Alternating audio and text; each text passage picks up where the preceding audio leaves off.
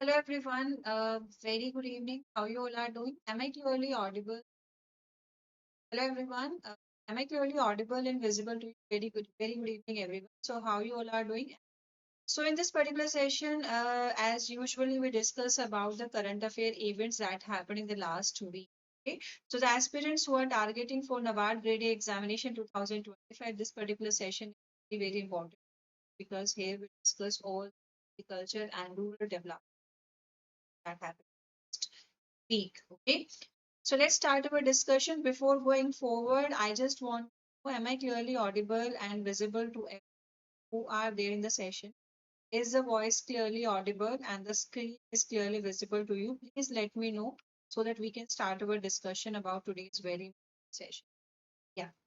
So here we go. Very good evening, Shripad. Very good evening, Harish. How you all are doing? How's your preparation going on? So just give me a second.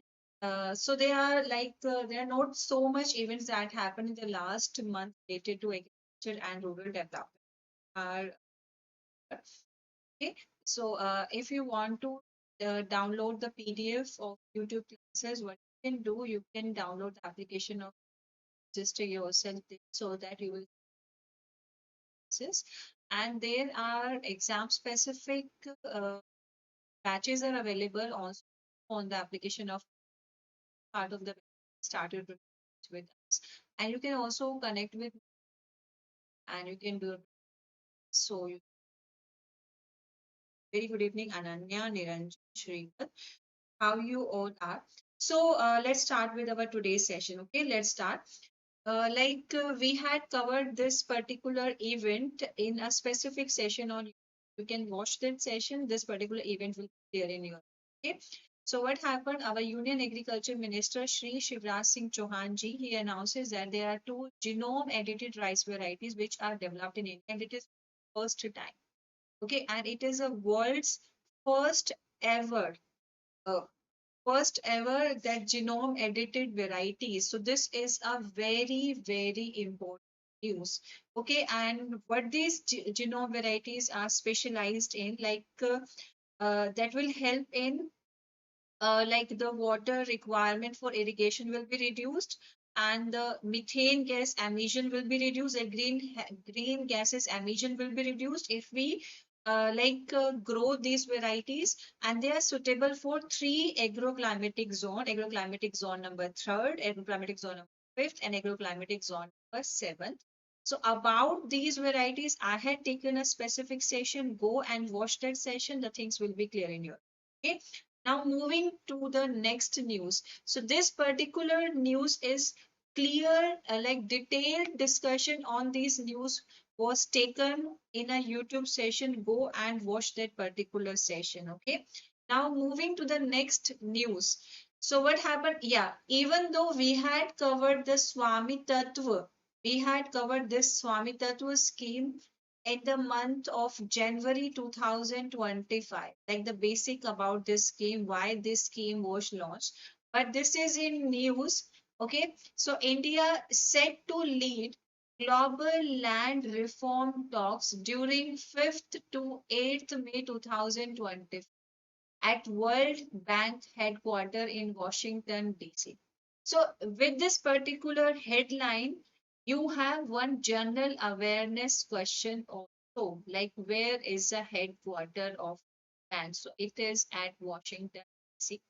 So, what happened there? That there happened lead global land reform talks. Okay, so global land reform talks was held there and India discussed about the Swami Tattva and the Gram Manchitra to be showcased at the World Bank Land Conference. And the theme of this World Bank Land Conference was securing land tenure and access for climate action. Okay, so, what is the major things that are done under this Swami Tattva and Gram Manchitra? As the name suggests, Gram Manchitra, we are talking about the mapping of the villages. Okay, and what that Swami Tattva stands for, survey of village and mapping with improvised technology in village areas. Like we are surveying the village areas and we are using the improvised technologies for doing that survey. Okay, and accordingly, we are using the land reforms.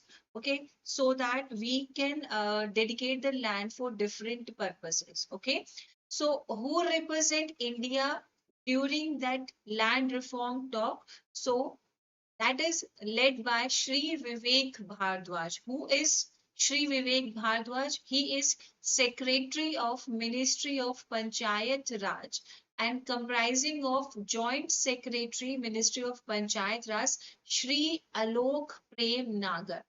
Additional Surveyor General Survey of India Shri Shailesh Kumar Sinha along with senior officials from Maharashtra and UP. The delegations will represent its flagship Swami Tattva scheme at two key sessions during the upcoming. So this event has already happened, that happened from 5th of May to 8th of May. And during that particular event or this gathering, these delegates from India represent the Swami Tattva and Gram Branchitra Yojana. Okay. Now, what happened there and what was India's take and what we talk about, like about the Gram Branchitra and the Swami Tattva during that reform. So this year's World Bank Land Conference, and what was the theme of it? Securing land tenure and access for climate action. Moving from awareness to action. Okay, now we had aware the people. Now it's the turn to take action. Okay, awareing cannot do all the tasks. Firstly, we aware them and then we take action. So this was the theme of land conference. Okay, will bring together global leaders, policymakers, experts, and development partners to explore. And what was the main agenda or the objective of having this land conference? So that we together can explore the strategies that will help us to secure the land tenure, modernizing the land administration that will help in sustainable development and climate responsive governance. Like whatever the objectives we are taking, whatever the practices we are about to fulfill, that will follow the sustainable development goals, as well as their practices will be climate responsive. Okay, so these were the major discussions. And under India's flagship Swami Tattva scheme, see, aspirants, you should know the full form of Swami Tattva scheme. Like, what is the full form of Swami Tattva? It is very important. Swami Tattva stands for Survey of Villages and Mapping with improvised technology in village areas. Okay, now, under India's flagship Swamitattva scheme that provides, so what it provides, legal ownership of rural properties. Okay, like the property, like the person to which the property is related with, he will get the legal ownership of that property. And during that surveying, which type of advanced technology we are using? We are using the drones technology. We are using the geospatial technology. Property cards are allotted to the person and to how many households, like 24.4 million households across 1.6 lakh villages, and mapping over 100 million property parcels and unlocking an estimated $1.162 trillion, approximately 100 crores in land value. Okay, so this is our take under the Swami Tattva scheme, like how much, that much we had covered under the Swami Tattva scheme. So these type of informations, where it will help you to frame the descriptive. So like wherever you need to put the data, you can use it approximately these data and the technologies like the drones and the geospatial technology. Okay, now, moving toward the next part, India also play a key role at the World Bank Land Conference 2025, wherein Swamitattva scheme will be spotlighted.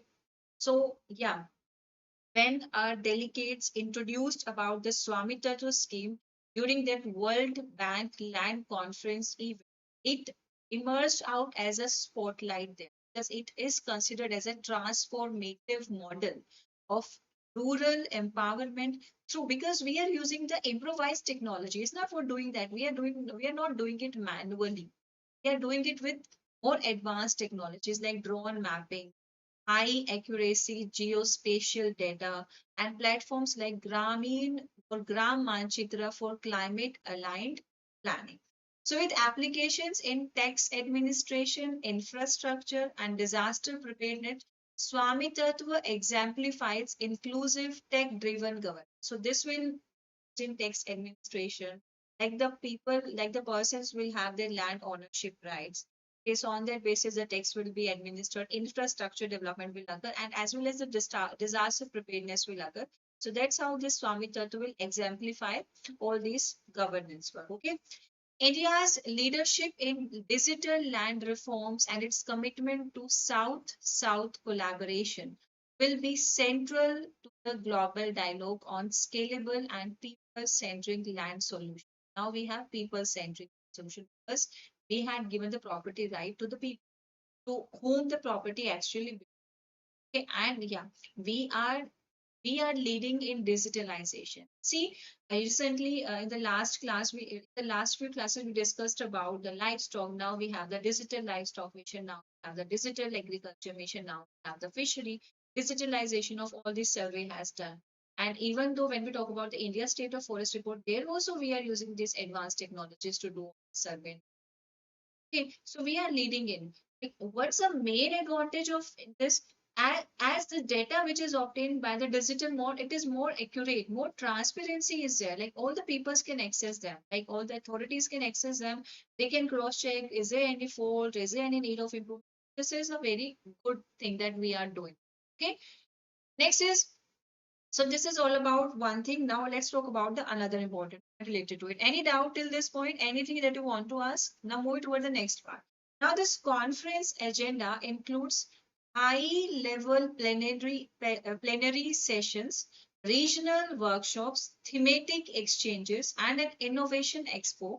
And all the events that was happening there during that land conference, they were all focusing on the advanced technologies to accelerate the secure land access, modernizing the land administration system, driving climate responsive government. Okay, and this session will discuss about the operational strategies, cutting edge research, so that these this land reforms can be more transparent. Okay, now this is all about the one point. Now let's talk about how the secretary, the Ministry of Environment, Ministry of Panchayat Raj, Shri Vivek Bhardwaj will represent India as a country champion in the plenary session, good practices and challenges in land tenure and governance reform, wherein Swami Tattva schemes impact on property rights, women's empowerment, and dispute resolution. We all know that, like, whenever we have to go for the registration of the property, like, whom will lead in the family, like, like, most of the properties registrations are under the name of the female member of the family. Okay, so that's how in the Swami Tattva scheme also.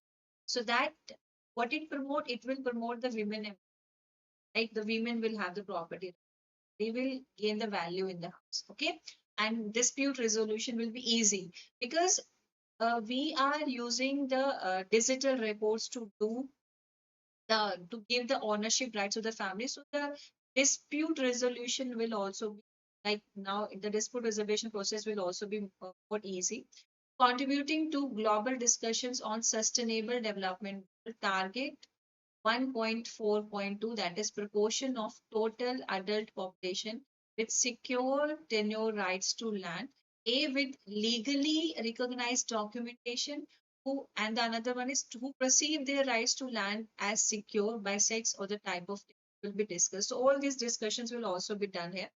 Okay, and like the joint secretary of Ministry of Panchayat Raj will lead. So one portion will be covered by the secretary and another portion will be covered by the joint secretary. And our joint secretary, Shri Alok Prem Nagar, he will discuss about the technical section, like how the establishment of the land foundation for climate action and disaster risk management was occurred, wherein India's Gram Manchitra platform, which utilizes the Swamitattva high resolution spatial data, for which purpose to support the village level planning, solar energy site selection, disaster mitigation, and rural development.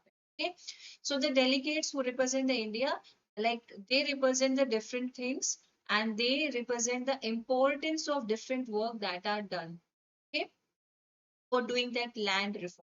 Okay, and India's participation in the 2025 World Bank Land Conference marks a significant milestone in global rural land governance. Earlier in March 2025, also, India hosted a 6-day international workshop on land governance with delegates from 20. You can watch that particular session. We had discussed about that session in the March month current affair, okay, where Swami Tattva drew strong interest for its digital mapping and geospatial approach, with several nations expressing intent to collaborate. Right. So this is all about it, how we worked under this conference and all the important points related to this conference. Now moving towards the next part. So, what is NMCG? National Mission for Clean Ganga. Okay. So, what are the important points about it? Let's talk about this specific National Mission for Clean Ganga and all the details related to it. Just give me a second. Am I clearly audible? Is the things that we had discussed till now is clear to you? Any doubt or anything you ask? As we are discussing the complete news, so I don't think you will have any, right? Now we are talking about the National Mission for Clean Ganga. It has approved key projects for Ganga rejuvenation via ecosystem restoration in 62nd Executive Committee. Okay, so 62nd Executive Committee meeting was held, and under this, during that meeting, National Mission for Clean Ganga has approved key projects for Ganga rejuvenation. And why it is in news, why we are discussing about it, you will came to know when we do this discussion. Okay, so in a significant push towards holistic river and environmental rejuvenation, the 62nd Executive Committee meeting of the National Mission for Clean Ganga, which is chaired by Sri Rajiv Kumar Mittal, who is he? He is the Director General for National Mission for Clean Ganga, and he focused on sustainability in river rejuvenation. Okay, so, under this, it was discussed that there's a need for the conservation of critical wetlands. Okay, all the critical wetlands should be conserved. And there's a need to promote the reuse of that treated wastewater should be reused and it should be promoted through city-specific reuse plans and were deliberated in the meeting. The committee approved project that aligns with the mission's objective of ecosystem restoration across the Ganga basin. And it may be noted that you should mention that Namami Ganga program has been recognized as one of the top 10 World Restoration Flagship Initiative by the United Nations Decade. The United Nations Decade include the United Nations Environment Program and Food and Agriculture Organization. So this is one of the important thing that you should mind, that this Namami Ganga program is very important and it is considered as one of the top 10 world restoration flagship initiatives. That's why whenever we have any news related to National Mission for Clean Ganga or Namami Ganga program, we have to cover it. Okay, because it is under the World Restoration Flagship Initiatives. Okay, so this is about it. Now, yeah, recently one more important event was occurred. Now let's talk about that important event. So what happened? Like India highlights forest conservation and sustainable forest management achievements at the 20th session of the United Nations Forum. Okay, so United Nations Forum on Forest has conducted its 20th session. Okay, and during that 20th session, what happened? That India highlights that we are working on forest conservation and sustainable forest management. Like we are taking different steps to do, highlighted it. So we participated in this event, and where was that event held? So this event was held at the headquarters of United Nations, which is at New York, and the more for like the time interval that event happened. So that happened from 5th of May to 9th of. Okay. See, in the next week we'll discuss some highlight of this event. Let's talk about the other important related to this event. Okay. So, what are the important things that India highlighted during that event? Like its significant progress in forest conservation and sustainable forest management. See, we had covered the India State of Forest report, and we had observed that we had improved mangrove conservation, even though the area under the mangrove has decreased as per the report. But the total forest and tree cover area has increased as per the last 2021 report, even though we had started accessing the data from the Western Ghats. So all these important events were highlighted there. Okay, India highlighted significant progress. So we are progressing in forest conservation and sustainable forest management, reaffirming its commitment to achieving the voluntary national contributions under the United Nations Strategic Plan for Forest 2017-2030. Okay, now so India reported what we had observed, like as per the India State of Forest Report 2023. So we had observed a consistent increase in forest and tree cover. Now our forest and tree cover as per the latest report of 2023 is 25.7%. Okay, and as a result of key national initiatives like the restoration of land under the Aravali Green, a 7.86% increase in mangrove cover over the past decade, afforestation of over 1.55 lakh hectares under the Green India Mission, and the plantation of 1.4 billion seedlings under the Ek Ped Maa Ke Naam Plant for Mother campaign. So we had observed all these initiatives in the past few years, and because of all that, we had observed a consistent increase in forest and tree cover as per the latest report. And the key movement of India's participation was an invitation to all UN member states to join the International Big Cat Alliance, which is a what is that International Big Cat Alliance, IBCA? It's a global platform which is launched by India. So this initiative was launched by India. This platform is by India to support. So which particular animal to support the big cat species through joint research, knowledge exchange, and capacity building. Okay, so this is also one of the reason to attend this conference so that we'll represent our side, like what we are doing and what we are planning to do. Okay.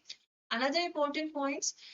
So if we talk about the Indian delegations called for global action on the outcomes of the country-led initiative hosted by India in Dehradun in October 2023, which focused on, so when this particular initiative was held, so the main focus of this initiative was the forest fire management and the forest certificate. See, I want to tell you that today is a fire break day, na?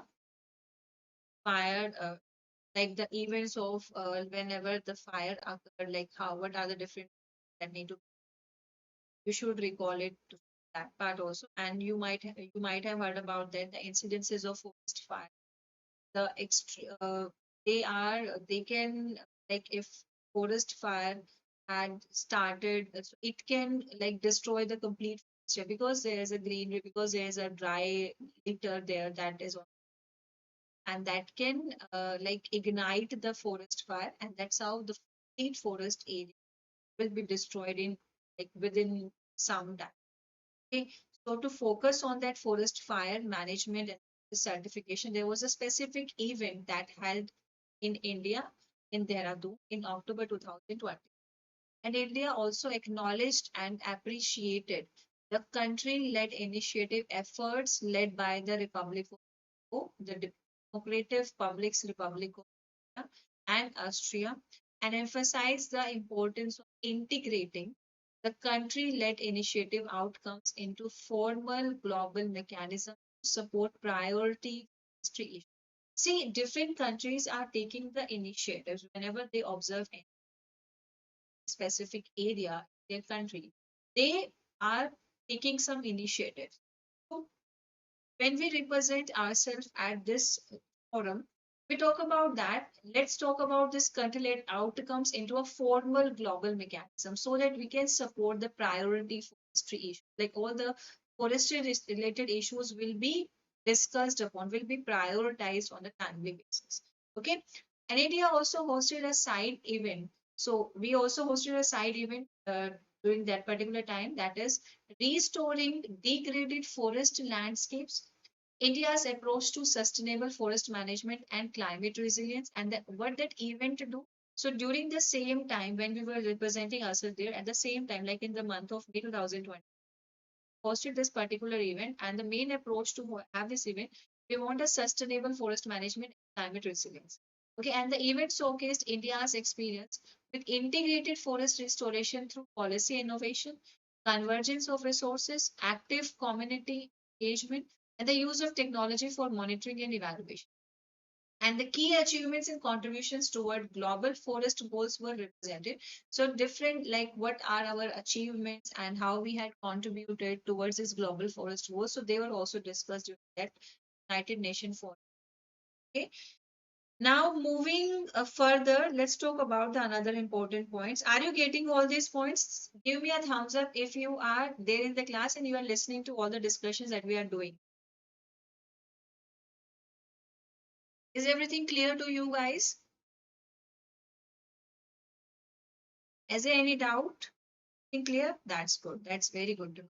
So further, what we do, we joined a high-level panel on valuing forest ecosystem in national policy and strategy, where the delegation share findings from pilot studies in Uttarakhand, Rajasthan, and Tiger. So there's some pilot, like initial level studies were done basically in the forest and like how we can value the forest ecosystem in national, and relatedly the informations are used to do the national policy and strategy.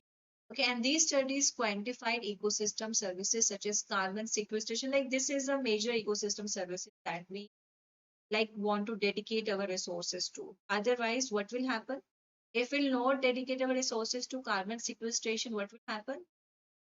Global warming will occur. Okay, the greenhouse emission will lead to the rise, excessive rise in the temperature on the. Okay, and another ecosystem services like water provisioning, biodiversity conservation using frameworks such as a system of environmental, economic, and the Millennium Ecosystem Assessment. Okay, so while acknowledging challenges in valuing non-market services, so these services are non-market services, na? Like we are not getting uh, any tangible benefit from these services, but need to acknowledge them because if these services will not get a specific acknowledge now, and will not render these services to our environment, what will happen will be loss in law, will not have the pure, will we will observe a high rise in temperature. Okay, and our biodiversity will be lost. Okay, so while acknowledging the challenges in valuing these non-market services, India emphasized the need to integrate ecosystem valuation in national planning for informed forest governance and long-term ecological sustainability. Do you understand what is that sentence mean? Okay, so these are the non-market services, but we want to give these services value. We want to put these services in our national planning and policy making. Okay, and to form informed forest governance. Okay, so that we'll get long-term ecological sustainability. Our resources will remain for the next generations. Okay. Now, the Indian delegations to United Nations Forum on Forest 2020 was led by Sri Sushil Kumar Avasti. Who is he? He is a Director General of Forest and Special Secretary, Ministry of Environment, Forest and Climate Change, Government of India. See, aspirants, wherever we see the name of the different delegates who are representing our country at different forums and the different conferences and the meetings, please mark the names as well because they are forming your general awareness questions. Okay. So that's all about. So these are the events that happened in the last week related to agriculture and rural development. Okay, so please mention all these events in your notebook. And aspirants, I just want, this is a very sensitive and very important time, very crucial time for us as Indians. So just try to maintain the sensitivity of the scenario that is happening around us and behave consciously whatever the you receive. So here I'm ending the session for now. And yeah, at the end of the session, I just want to say that if you want to pair with us, you can download the application or register yourself there so that you can classes and you can be the part of the batches that are available. So here I'm ending the session. Bye bye and all the best and take care, stay safe and stay alert. Okay, bye bye.